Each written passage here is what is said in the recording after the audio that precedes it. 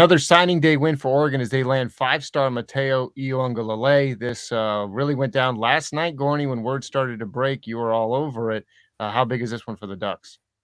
Yeah, huge because they were sort of playing third place heading into the decision. Ohio State, for a long time, had been considered the favorite. He wanted to play for Larry Johnson and loved the NFL player development. Then it seemed like the family had not settled, but decided on USC right down the road, on the field, off the field, made a lot of sense. I know a lot of people close to him wanted him at USC. And then, he loved the staff there and loved his visits over there, very familiar. But Oregon was always sort of the sneaky pick here. He had visited there during the season. Actually, Bosco played at Autzen Stadium, and that sort of helped. They sort of rolled out the red carpet for him on that visit. And as you know, Ohio State wasn't going to work out, maybe a little too far. USC wasn't going to work out, a little too close. Oregon was the happy medium there. He loves Dan Lanning. He loves Tosh. He loves the defensive staff there. And I think that really played a factor in getting him up to Eugene. Yeah, of course, Dan Lanning at Georgia. I mean, had an army of elite, first round, second round NFL talent. This is his first huge recruiting win of a five-star defensive end, and kind of continuing a tradition for Oregon, coming off the heels of a guy like Kayvon Thibodeau.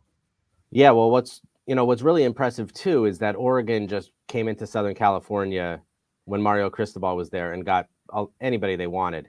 But that was during the down years for USC. The Trojans made it to the Pac-12 championship this year. Lincoln Riley really sparked a lot of recruiting interest there, but still, Oregon has a lot of cachet in the area. A lot of kids still want to get up there and play for them. They've had tremendous success. And then Thibodeau. Thibodeau was a big factor, probably not for Matayo in his decision, but it showed that they can get into Southern California for 5 stars and then develop them into something really special. So this is a huge win for Oregon. He was unstoppable in the biggest games for Bosco this year, and he's really sort of matured physically and developed into one of the best players in the country. Yeah, when we compare him to a guy like Thibodeau, I know there's you like him similar to JT Tuimoloau, who's at Ohio State. He's actually kind of been more productive in his senior year than Thibodeau was down the stretch, and really kind of turned it on from a domination standpoint.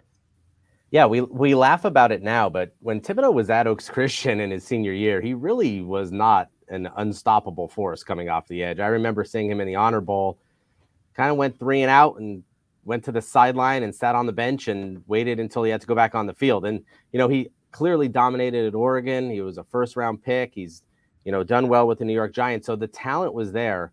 With Matayo, it's actually sort of been the opposite. The talent was always there. And now into his junior year and especially into his senior year, he's turned it on even more. So he's sort of peaking at the right time heading into college.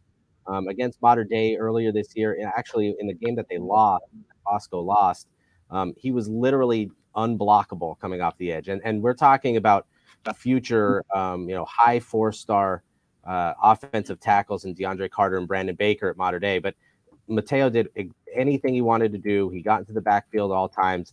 And when he puts the pedal to the metal like that, there's no stopping him. All right, so another big get for the Ducks as they continue to roll on signing day. Be sure to stay locked in to Rivals.com for more coverage.